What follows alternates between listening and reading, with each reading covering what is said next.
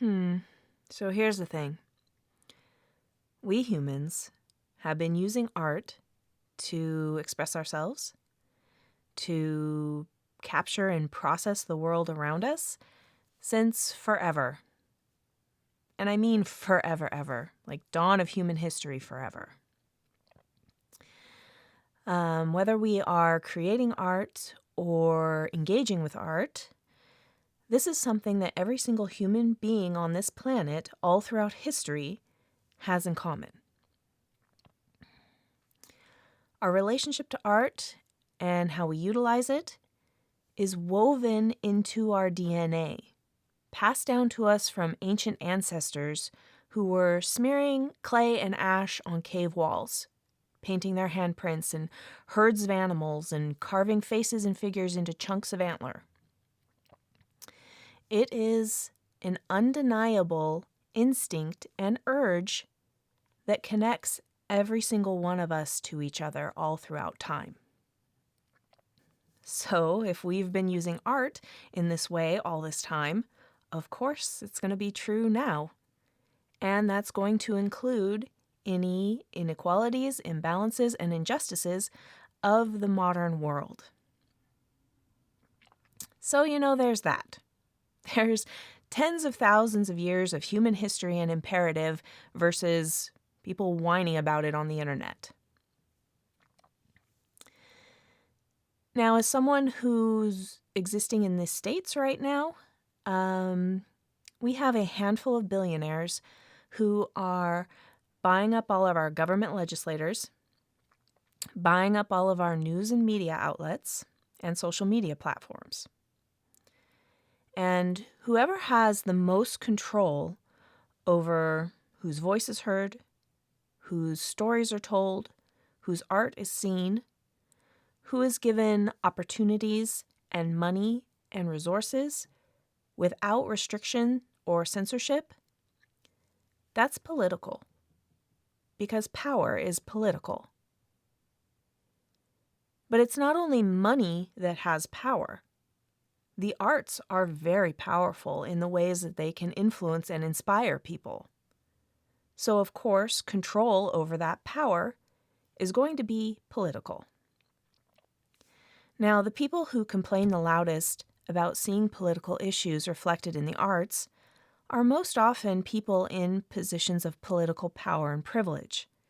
And the reason they're bitching and moaning is because they don't want to have to think about it. They don't want to be confronted with it, and they certainly don't want their position challenged.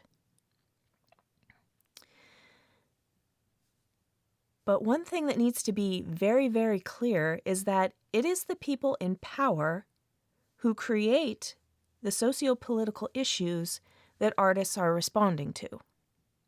It's not the artists or the people on the receiving end who are creating the problems.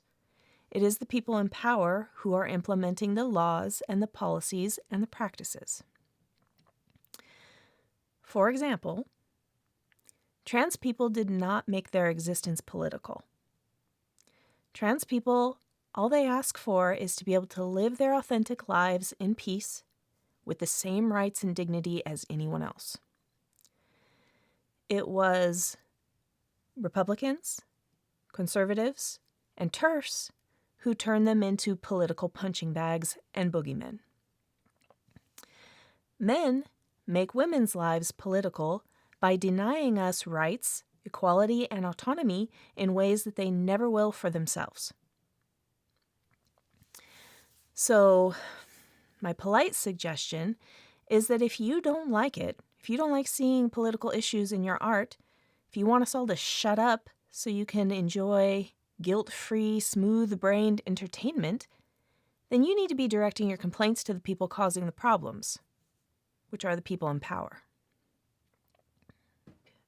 And personally, I think a lot of what has driven this debate, especially online, is that over the past 10 or 15 years on social media, certain people's opinions were treated with a lot more seriousness and attention than they really should have been, which resulted in these complainers developing an overinflated sense of importance regarding their thoughts on how big a video game character's tits should be. And because they kept getting attention, they started to feel like their misogyny and their racism was relevant enough that they should start podcasts. And we see how that's worked out for us. As for my personal politics, I build them on a very simple concept of do no harm. So you can safely assume that I am against things like hate and violence and war and genocide and fascism and abuse and all of those things that cause harm and dehumanize. I also have no time or patience for things like cynicism or nihilism or doomerism. We are living in a very cynical world right now. And cynicism holds us back. Cynicism doesn't move us forward, and it doesn't help us in any way. You know, there are people who want to convince you that hate and violence are inescapable and inevitable because they're human nature. And my response to that is, well, then what's love and kindness to you? Is it unnatural behavior? Because that's ridiculous. If hate and violence is human nature, then the opposite is true as well, and we make the choice. And we make a choice. Human nature is choice and change. Human beings have the ability to wake up every morning and be better than they were the day before. Human nature is choice and change. And that's why I refuse to give up hope for a better world. Because we have everything we need except solidarity. So then there's the question of, how do my personal politics impact my marketability as an artist, as a voice actor? And I guess if you come across this video or my social media posts and you think to yourself, wow, I cannot work with her.